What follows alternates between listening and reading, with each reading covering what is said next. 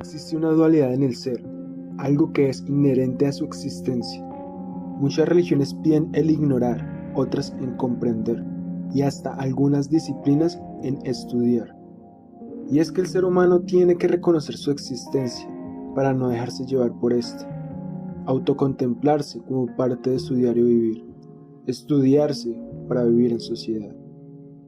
Es allí donde podemos saber quién decide por nosotros, quiénes somos, qué somos. Prácticamente el vivir se ha vuelto el administrar nuestro tiempo ocioso como tiempo sagrado. ¿Con quién estamos? ¿Con quién hablamos? ¿Será necesario? ¿Será trascendental?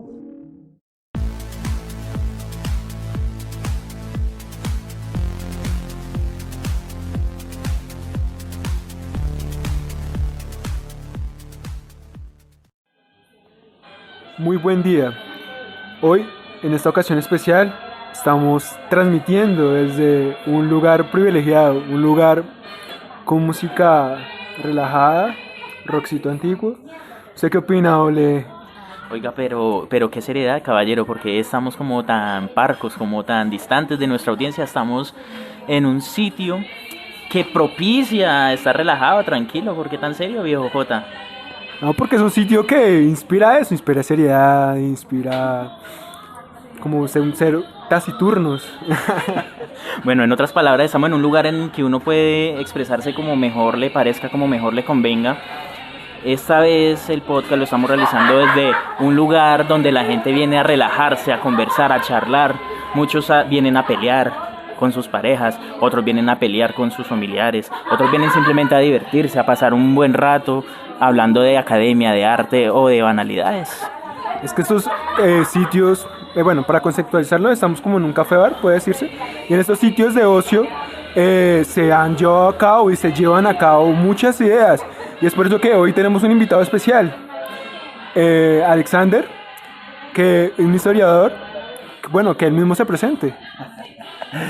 Ok, mucho gusto, mi nombre es Yuldor Alexander, bueno, Alexander Lamprea, historiador egresado de la Universidad del Tolima, chicos. Bueno, Yuldor, esa corta pero contundente presentación nos deja ver que pues efectivamente usted es una persona que ha dedicado su vida académica al estudio de los procesos históricos que han pasado, y por eso nos interesó a Jota y a mí pues invitarlo en este podcast pues para precisamente hablar de la importancia de estos lugares de ocio y recreación. Pero primero una cosa, o sea, ¿por qué Yuldor? ¿Por qué no otro historiador? Y es que lo que pasa es que pues Yuldor tiene un recorrido académico en este asunto de la importancia de estos lugares. Bueno, sí, pues modestamente me he esforzado como que el tema de investigación no se empolve en la academia y no se quede en la academia, sino llevarlo como a otras latitudes. Pues estuve en Bucaramanga, dando a conocer la ciudad, representando esta ciudad, representando este tema, tratando de vender este tema allá en Bucaramanga, en los congresos de historia, sobre la importancia de los espacios dedicados al esparcimiento y un recorrido histórico en ellos. Pues sí. Y bueno, conceptualicemos cómo influyen estos espacios o por qué son importantes en la sociedad. ¿Cómo influyen y de dónde viene esa inspiración? O si, ¿de qué vienen estos espacios? ¿De qué vienen estos espacios y más en Ibagué?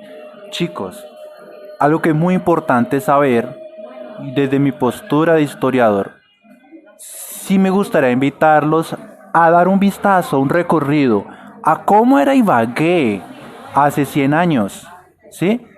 Porque para hablar de estos lugares no son una novedad, o sea, estos lugares tienen un recorrido y hay fuentes, chicos, fuentes documentales que, digamos, me han transportado a hace más de 100 años, a la época de 1886. ¿Y por qué esta época empiezan a tomarse en estos espacios con seriedad? ¿Y por qué preciso es en esa época, a partir de esa época, que estos espacios le empiezan a dar una nueva visibilidad a Ibagué?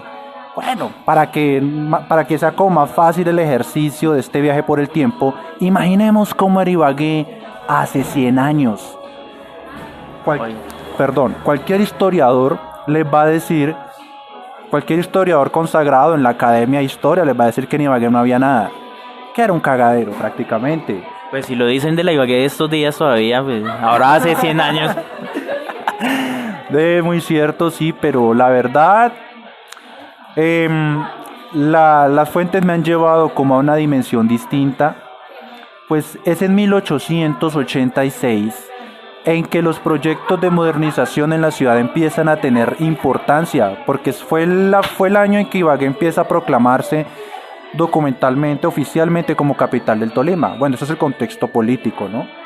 El momento en que Ibagué se vuelve capital y tiene que tener algo que mostrar, con qué atender a los viajeros. Ibagué era una ciudad de paso, una completa ciudad de paso donde venían arrieros, viajeros. Aquí a este rincón andino arribaban viajeros franceses, ingleses, y pues se encontraban como un catálogo de diversiones no ajenos como a las peleas de gallos, reducidos como a las peleas de gallos y algunas chicherías y guaraperías escondidas de manera homogénea en esas partes, digámoslo así, periféricas de lo que era esa pequeña ciudad de Ibagué. Bueno, acá se podría decir que también estamos en una guarapería moderna, ¿no? Sí. Y la importancia hay que partir de que un lugar de estos, y más en esa época, ayudaron como a darle una nueva visibilidad a Ibagué, a desprender al individuo, o bueno, a ese campesino, de ese tedio cotidiano y más aún decimonónico del siglo XIX en Ibagué. Por ejemplo, imagínense vivir en el siglo XIX en Ibagué, donde no hay luz, donde las calles son alumbradas con velas de cebo. Llegar a las 7 de la noche, no, se terminó la jornada, acostémonos a dormir. Entonces un lugar como estos le da a la noche, convierte a la noche en un lugar de encuentro, un espacio apto para el encuentro. Y si vamos a hablar de este tema, del encuentro en un café como estos, es importante ahondar un término que es la sociabilidad. Sí me gustaría, como a los que nos escuchan, hacerles una breve descripción del lugar en donde estamos. ¿Sí? Ese lugar se llama Vino Tinto, está en La Pola. Publicidad no paga, entonces yo no sé si esto se llega a monetizar en algún momento, vamos a cobrarle comisiones a los del... No, pero mira que me llama la atención es la arquitectura. ¿Sí? Las paredes resquebrajadas intentan también dar como un testimonio de lo que fue esa Ibagué de hace 100 años, de esa Ibagué a la que me estoy refiriendo. Ojo con eso, me gusta como Yuldor dice que es que están feas las paredes. Oiga, romántica las...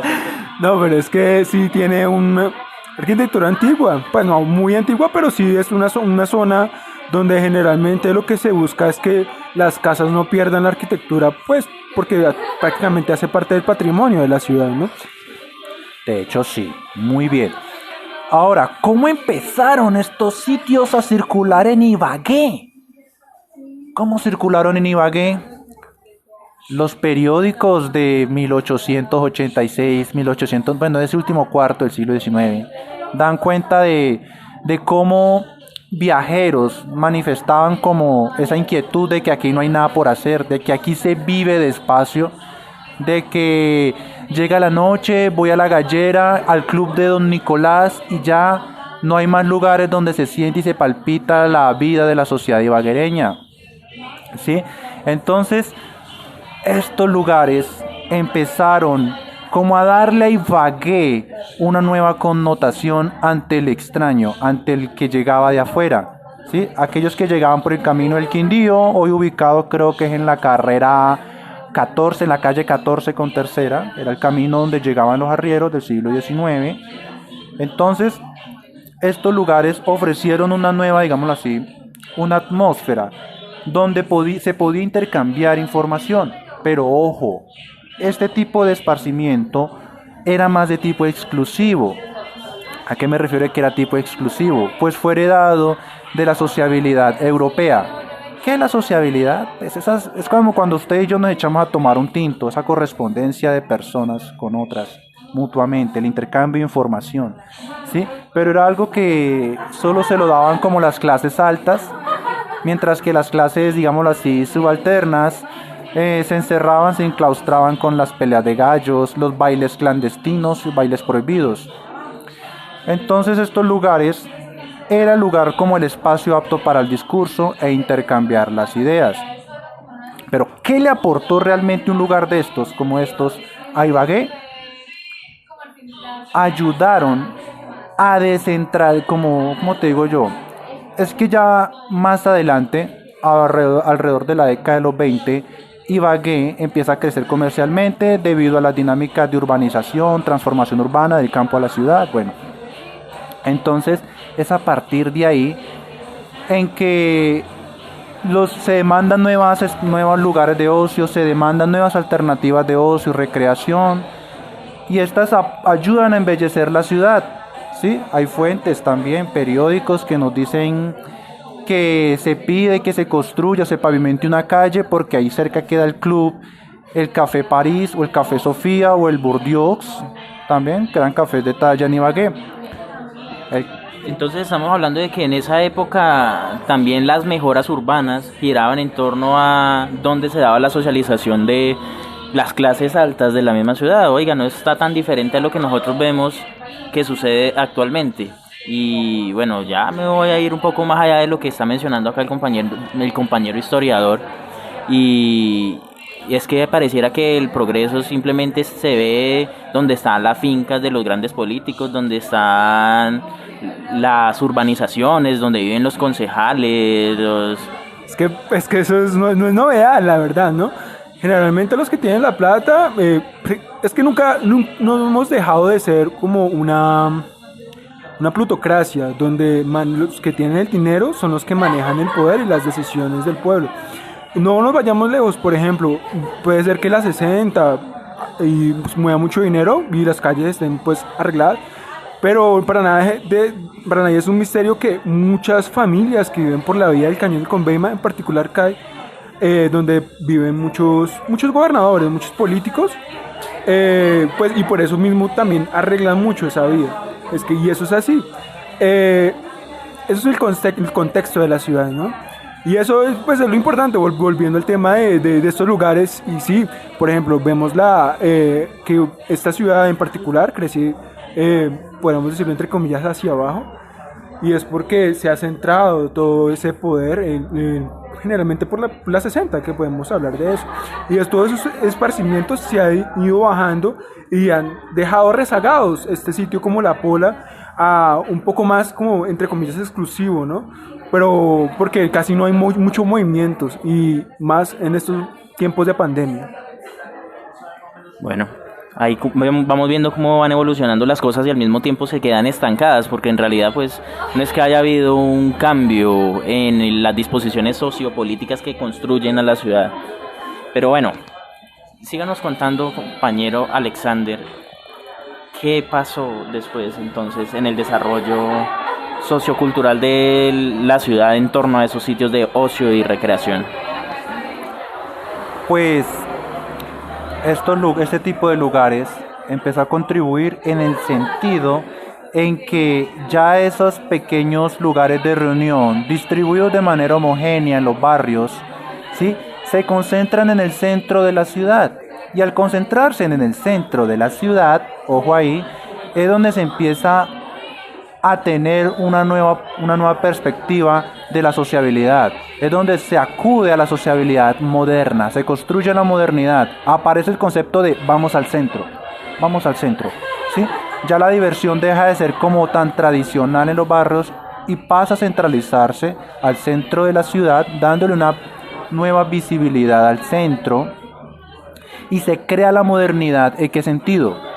Por ejemplo, la sociabilidad, que en otros tiempos era hablarse solamente en familia, era la vida privada, los que compartían un nexo de compadrazgo, van a la ciudad, al centro de Ibagué, a conocerse con otro y a intercambiar información con otro. Ahí ya se construyen lazos modernos de sociabilidad y se rompen los cánones tradicionales de la sociabilidad. Ahí se construye la modernidad a través de algo que se llama la tertulia. Pero ojo, la tertulia en los últimos años ha sido vulgarizada y reducida solamente a la ingesta de licor. La tertulia propia del siglo XIX representa un germen que transformó la sociedad, la jalonó. ¿Cómo la jalonó? Al intercambio de información. Ustedes ahora, ¿cómo encuentran la información? Cierto que metiéndose al Facebook, al WhatsApp. Ahora imagínense para esta época buscar información en un café donde se intercambia información política, literaria, de arte. Representaba una completa novedad del momento. Pues imaginémonos, es que realmente incluso pues me corregirá acá Alexander, nada más con la aparición de los cafés en la Europa también de la misma época, los cambios tan drásticos que hubo y la importancia que tomó, no por el consumo del café por sí, sino por las reuniones y los resultados pues de esas conversaciones que se generaban en esos lugares. El resultado de esas conversaciones, mi querido André, suena chistoso, pero los grandes movimientos filosóficos modernos, artísticos modernos como el impresionismo en la pintura, nacieron a raíz de unas chelas y a raíz de tinto, a raíz de tomar café en la esquina. En los principales cafés de París, Le Procop en el siglo XVIII, o movimientos literarios nomás en Bogotá, donde se respiraba ese ambiente de literatura y gacetilla, donde se respira una onda dionisiaca. ¿Quién iba a pensar que uno en eso, además de uno listo, además de emborracharse, se aprendía sobre todo el conocimiento occidental en los cafés? ¿Sí? Nacieron en cafés. De hecho, hasta el mismo Picasso decoró su propio café. ¿Sí? Y grandes se reunían artistas como Renoir, Degas, que son pléyades del impresionismo del siglo XIX, se reunían en los cafés y allí como que nacían nuevas formas de arte, nuevas formas de escritura. Mejor dicho, en estos cafés como resultado a nivel cultural y social se respiraba el costumbrismo, se respiraba también un aire de política. Eso era la tertulia y eso constituía la modernidad del siglo XIX, la que nos ayudó a jalonar al siglo XX. Ya en qué momento se empezó a vulgarizar la tertulia y a empezar a tener una connotación negativa.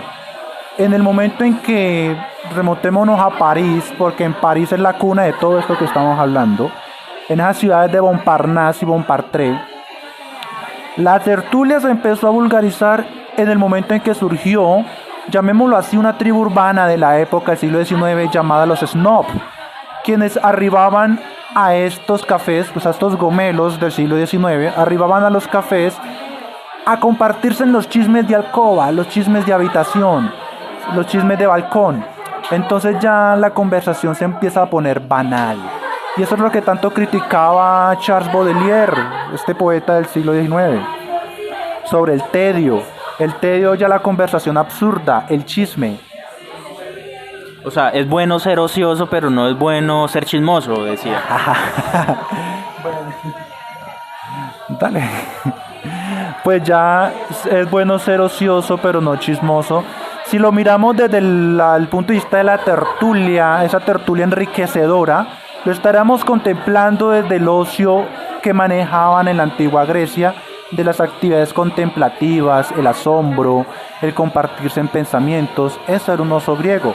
Y ya después empieza a volverse un ocio romano, que cuando los romanos en la antigüedad descansaban de sus guerras expansionistas, simplemente dedicaban su ocio a descansar y a emborracharse, la verdad. Entonces ahí cambia, ya se vuelven dos caras del ocio, ya cambia. Pero bueno, ahí sí yo creo que en cuanto a lo que acaba de mencionar el compañero historiador, de que se ha, digamos que, afectado la reputación de lo que es la tertulia, yo creo que no es en todos los círculos sociales, porque existen círculos sociales en los que dicha tertulia es muy, digamos, muy bien aprovechada, y yo creo que Jota nos podía mencionar por qué. Bueno, es que la tertulia, como ya habló mi compañero, nos ilustró muy bien, nos ilustró de la época de París, de la época ya, ¿qué sería eso? ¿Ya sería ya después de la monarquía? Por supuesto, después de la Revolución Francesa. Porque antes era los salones se reunían en Versalles y le hacían los grandes festines, igual después de Roma, después de las grandes masacres.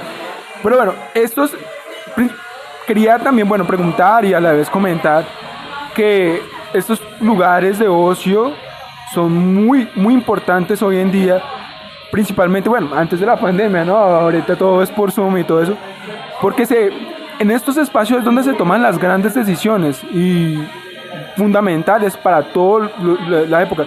Uno puede decir, bueno, no es que se reunieran en el Congreso, votaron tal proyecto y lo discutieron, pero hay algo que se llama el lobby, o que es que detrás de eso se han reunido con varios, generalmente en café o un almuerzo, o unas polas o un whisky, dependiendo pues del gusto de cada cual, y se toman las grandes decisiones, se cambian los votos, se discuten que el soborno, seamos sinceros, y se toman los grandes proyectos de ley. Ahora que estamos a puertas de una reforma tributaria, más de uno estará más de uno estará recibiendo su cuenta bancaria, se estará recibiendo también reuniones en su casa o en espacios de ocio, decidiendo sobre el futuro. Unos ejemplos que podemos dar también, que no es en el contexto de Colombia, sino a nivel global, es por ejemplo la bolsa de Wall Street. La bolsa de Wall Street, pueden decir, no, es que muchos invierten, pero tenemos que ser sinceros que son los ricos, los que tienen mucha plata, los que inyectan capital y cambian los sentimientos del mercado, pero los sentimientos en general, los sentimientos de las personas. Una persona ve que está perdiendo $20 y para ellos pues, no es nada, pero para una persona puede ser el alquiler, el arriendo, ¿no?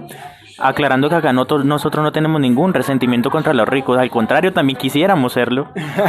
No, pero digamos, y esto es bien sabido, digamos, para usted cotizar en la bolsa de valores, usted tiene que hacer una profunda lectura. Y uno de esos uno de esos libros recomendados es Cómo anticiparse a Wall Street. Y comentan eso, que efectivamente los grandes fondos de inversión donde tienen inyectada la capital, que casi el 60-70% del capital, se reúnen en estos espacios y discuten qué acciones pueden ir al alza y qué acciones ellos pueden matar.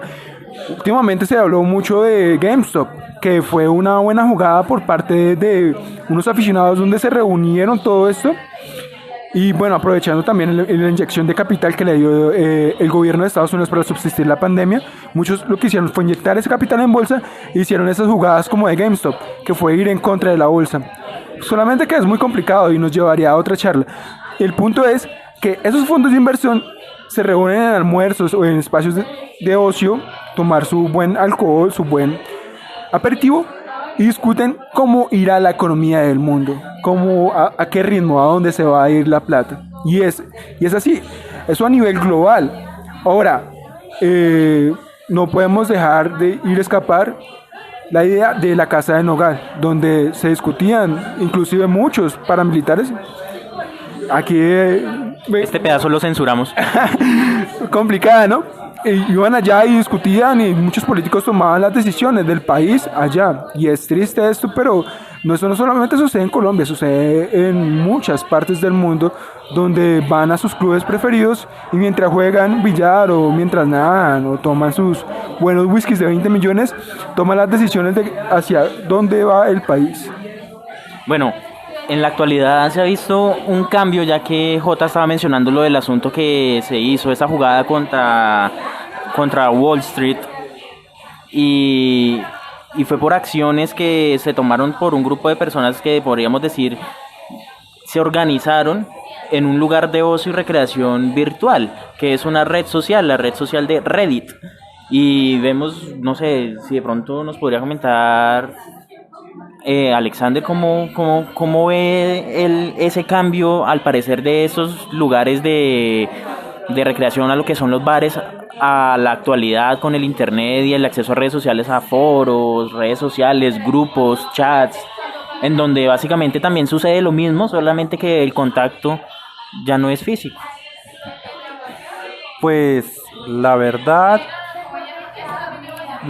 no ha cambiado mucho. Lo único que cambia es como el medio, lo único que cambia es la tecnología, pero se siguen como compartiendo las ideas, se sigue teniendo esa misma experiencia. Pero ya lo que es el aire de tertulia sí tiende a opacarse, la verdad. No vamos a negar lo que hay veces que para expresar ciertos pensamientos, ciertas ideas, el cuerpo exige como un estado de desinhibición, en donde pronto mojar, lo que llaman los abogados cachacos de Bogotá, mojar la palabra es indispensable, ¿sí?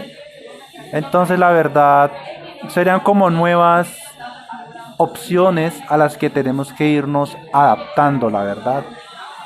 ¿Estás queriendo decir que eso elimina la posibilidad de desinhibir completamente las ideas de las personas? Bueno, la pregunta va dirigida a qué, porque es que pareciera que en redes sociales y a través de eso, al evitarse el contacto, muchas personas se desinhiben mucho más de lo que pareciera que pudieran hacerlo en físico. Las personas incluso pueden ser más agresivas a través de las redes sociales. Entonces eso, desde mi punto de vista, puede ser una desinhibición y simplemente muestra quiénes son personas, pues, bueno, se comportan como patanes, como estúpidos, y que seguramente lo hacen a través solamente de esos espacios, pero no lo harían de forma presencial. La verdad, André, mis queridos amigos, la verdad, desde lo personal, porque me considero una persona muy abstracta, demasiado abstracto, demasiado metafísico, es indispensable la compañía de tú a tú, porque además de intercambiar palabras, también y intercambiar tintos, chispazos, copas, se intercambian energías, se intercambian esencias en la conversación. Y siento que pues el internet nos priva un poquito de ello, ¿no? Pero ya eso viene a cada quien la forma de pensar. Yo, por ejemplo, opino que, bueno, esta pandemia dio un espacio a la virtualidad, aceleró la virtualidad, pero nunca van a desaparecer estos sitios, porque uno de los pilares de la humanidad es ser sociable, es decir, ser sociable es lo que nos tiene acá, pues, desarrollándonos, más que todo culturalmente, ¿no? Y esto es uno de los pilares que nos llevó a la evolución y al sobrevivir, porque separándonos no tenemos como ventajas físicas ante, por ejemplo, las garras o la mandíbula de un león o de otro grande depredador, ¿no? Entonces yo diría que estos espacios no van a desaparecer, van a perdurar en la historia, van a haber cambios, van a haber grandes cambios, pero nada como el estar, como dijo mi compañero Alexander, el estar frente a frente, ver la vibra, como puede decir la energía, pero más allá también ver cómo viste, lo que le llaman el lenguaje corporal, la risa y todos esos afectos que de una u otra forma es una necesidad humana. Entonces yo digo que eso es, y más que todo cuando se van a llevar grandes decisiones que van a cambiar pues el mundo. Entonces yo digo que estos espacios van a perdurar, pero va a ser muy interesante ver el futuro. ¿O qué me dice Ole?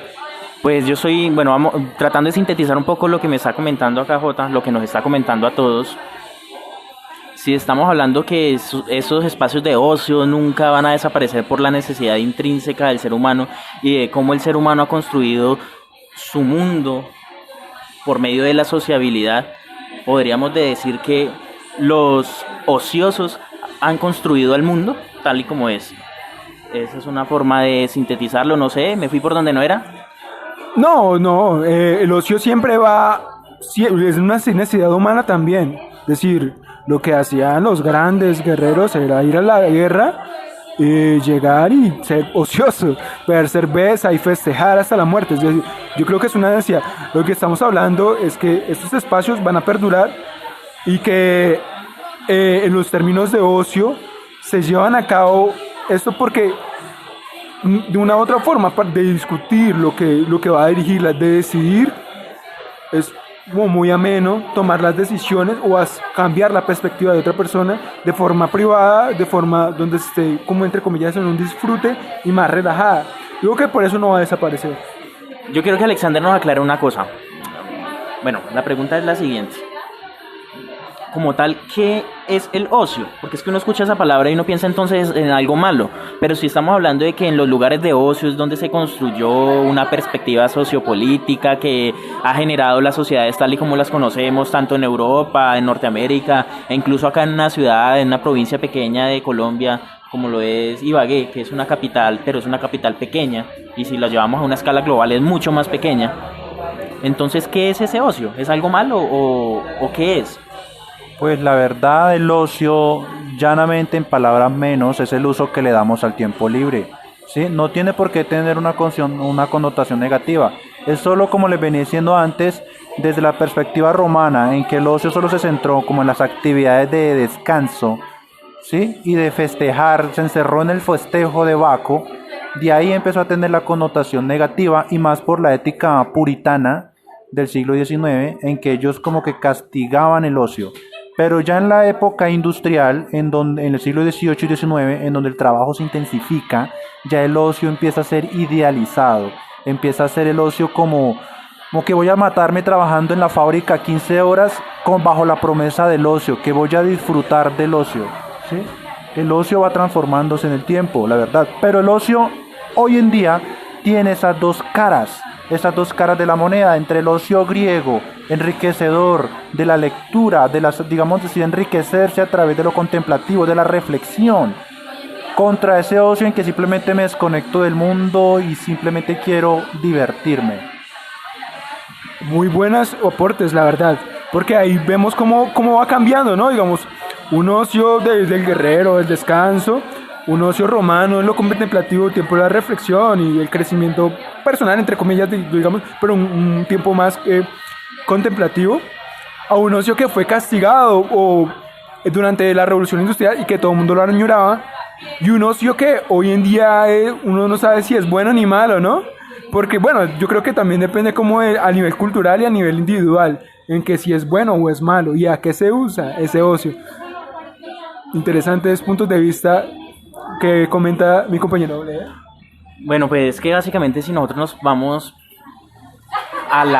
bueno, ya con esa apreciación que nos dio, que ya nos aclaró muy bien, considero yo, qué es el ocio, que en realidad no existe esa definición de si es algo bueno o malo.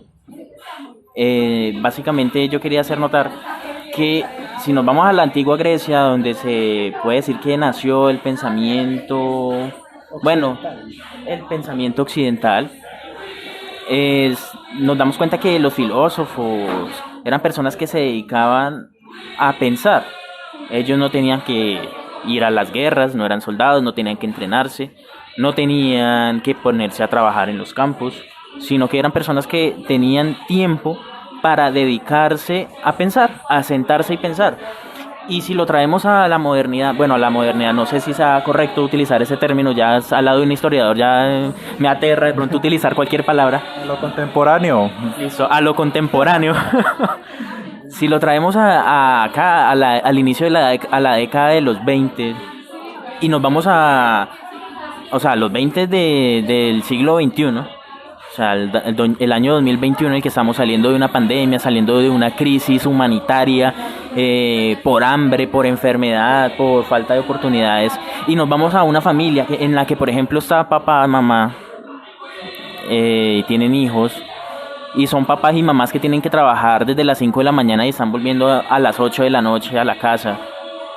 Y nosotros pensamos, esas personas en qué momento van a tener tiempo para dedicarse a pensar, para dedicarse a evolucionar, digamos, de una forma, desde una perspectiva mental, para siquiera dedicarle tiempo a sus hijos, para que si al menos ellos no pueden, sí dejarles esa vocación de seguir el desarrollo del pensamiento.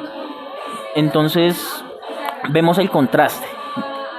Si nos vamos a clases sociales, digamos, más elevadas, en las que los horarios laborales son mucho más amables, mucho más amigables, y son personas que no tienen que preocuparse por la plata del arriendo del otro mes porque están tranquilas. Esas personas sí pueden decir, no, este fin de semana me voy a quedar en la casa, la semana entrante no trabajo, voy a quedarme a leer, a estudiar, voy a pensar, voy a ver qué ideas me surgen, quiero poner un negocio. Y vemos que esa es una oportunidad que está negada para otras personas que tienen que preocuparse por cosas más banales, banales, pero no dejan de ser importantes, como es conseguir el almuerzo para mañana. Pero el desarrollo de su pensamiento se quedaría, digamos, estancado. Bueno, no sé, ¿qué me podrían decir al respecto? Yo creo que eso pues no ha cambiado, porque digamos los grandes filósofos eran porque tenían dinero que podían hacer. o si no tenían dinero, era porque eran protegidos, eso tiene una palabra, pero no recuerdo en ese momento, eran protegidos y financiados por monarcas, y muchos de esos, digamos, pintores y eso, eran que tenían dinero. Y esas como representaciones culturales le daban a ese monarca un cierto poder, una cierta influencia en la sociedad y un cierto estatus. Entonces, yo creo que no deja de sorprender. Digamos, esas clases van a seguir altos porque van a tener cierta menor preocupación por el mañana, por el alimento de mañana, ¿no? Por pagar el alquiler y todo eso. Y van a estar más abiertos a contemplarse. Cosa que va a ser muy difícil para digamos, el pobre que vive en Soacha y tiene que madrugar a las 3 de la mañana a trabajar al centro de Bogotá y tiene que devolverse y llega a la casa a las 10 de la noche a hacer su almuerzo del día siguiente. Son cosas que pasan. Totalmente, sí, no, tiene razón. Si lo vemos así, claro, o sea, es que si no hubieran tenido antes con qué sostenerse, igual tampoco podían dedicarse a pensar, ¿cierto? Totalmente. De hecho, sí es paradójico esta cuestión del ocio, porque también vino a jugar en la historia de Colombia un papel fundamental en cuanto a las clases sociales. Se pasa a lo social, ¿en qué sentido? Pues ya las élites, dueñas de empresas, de fábricas, intensificaban los horarios de trabajo pues para reducir el tiempo de ocio de los empleados y con ello prevenir sindicatos, que se reúnan. Y ya habiendo sindicatos establecidos, esos sindicatos, por ejemplo el anarcosindicalismo, optó por restringir la bebida, el consumo de licor, como abstenerse de tomar alcohol para boicotear ese consumo que era comercial y que solo beneficiaba al burgués capitalista. Una forma de boicotear el capitalismo era abstenerse de tomar licor, según los anarquistas, y entonces ahí el ocio viene como a cuartearse, viene a tener más caras, viene como a volverse algo más abstracto. ¿Sí? Oiga, pero a los anarquistas actuales que uno conoce por ahí, Eso no tiene nada que ver. porque uno los ve rayando la A de anarquismo por ahí con su botella de chamber. De hecho, el anarquista colombiano de la época es que Colombia, la industrialización llegó fue mucho después, pero ya en los años 60, 70, que se empieza a hablar de la historia de los sindicatos de Colombia, hay sindicatos anarcosindicalistas, movidos por la anarquía, pero créanme, compañeros, que manejaban algo más ordenado, tan organizado. Como les digo, se abstenían de beber licor para de alguna manera boicotear ese sistema capitalista. Además, estas clases de diversiones desde el siglo XIX no las viene imponiendo la burguesía, no las viene imponiendo las élites. Las élites van definiendo qué es patrimonio, qué es lo que le conviene como al pobre, digámoslo así, a la clase baja. Nos imponen las cosas. Y de algo más subliminal son esas clases altas o ese orden social, viene imponiendo viene imponiendo una forma de divertirse a través de pronto de la música, de manera muy subliminal, ¿sí? Van definiendo qué es como lo que debe hacer el de las clases bajas. Bueno, yo creo que con esa perspectiva, pues bueno, acá no estamos, bueno, sí estamos hablando de lo que nos ocurre, pero estamos tratando de darle un fundamento y acá desde la perspectiva de un historiador.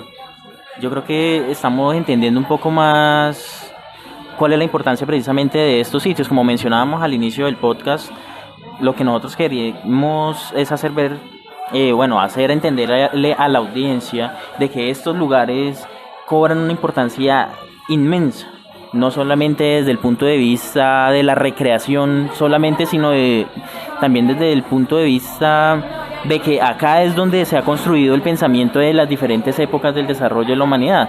En este tipo de lugares, gracias al tiempo libre, gracias al ocio, es que las grandes mentes han podido desarrollar sus ideas, desarrollar sus invenciones, sus líneas de pensamiento. Y seguramente más adelante es algo que podríamos seguir. Quién sabe qué cosas más surjan de este tipo de lugares. No, la verdad sí aspiraría como a campañas de preservación, porque es que el mismo lugar físico como tal ya cuenta con una estructura histórica y es algo con lo que la ciudad como que ha dejado de lado el patrimonio histórico, como que lo ha tenido como muy abandonado. Hay casas también que cumplen como con esta misma estética y han sido demolidas para construir apartamentos, ¿sí? O sea, no se les da como una lectura adecuada a este tipo de sitios. Entonces más adelante sí creería yo, o se haría como una conservación en cuanto al predio físico, porque de los que estamos hablando, y más este, tiene una estructura clásica, propia de hace 100 años, ¿sí? Pero ese tipo de sitios en la parte física, digámoslo así, es donde va a tender como a desaparecer por esa falta de conciencia histórica de la gente y de las mismas élites que piensan como renovar siempre, demoler, construir nuevos apartamentos.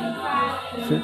Claro, claro, y es algo muy irónico porque si nosotros empezamos a mirar los sitios nuevos que están construyendo, restaurantes, bares, siempre quieren darle una apariencia rústica, como antigua, las paredes de pronto, digamos entre comillas, en obra negra, las mesas de madera sin pulir, sin lacar, todo pues tirando esa apariencia rústica, vieja, desgastada, con el fin de asemejarnos un poco a esa historia y a esos lugares en los que, pues, donde precisamente se pasaba y se disfrutaba en épocas de antaño. No sé, ya para terminar este podcast, si J quisiera hacer algún comentario con respecto a lo que hemos discutido. No, efectivamente hay que preservar estos lugares y hay que... Pero, digamos, llegamos al punto principal de esta conversación, que es resaltar la importancia de los lugares de ocio. Y vamos a seguir divagando acá después de que terminen los podcasts. Pero sí, me gustó muchísimo este podcast, me gustó muchísimo que llegamos al punto, al objetivo central. Fuimos desde el pasado, el presente y contextualizamos el futuro. Entonces, pues sí, yo le quería dar muchísimas gracias a Alexander. Y si tiene otro comentario importante que resaltar que faltó, bienvenido sea. Pero me gustó mucho este podcast. Pues la importancia de un lugar de estos reside llanamente, para finalizar, es que es en donde los universos interactúan entre sí, interactúan construyendo cada vez nueva información, nuevos lazos. De ahí pues resalta la importancia de un lugar de este tipo. Y muy agradecido, chicos, de estar con ustedes, de compartir con ustedes, de conversar un rato, chicos. Las gracias son totales, chicos. A los Cerati. Bueno, listo, muchísimas gracias a la audiencia y entonces nos despedimos y vamos a ver si hacemos sonar las botellas para que quede acá el audio. Muchas gracias, chicos.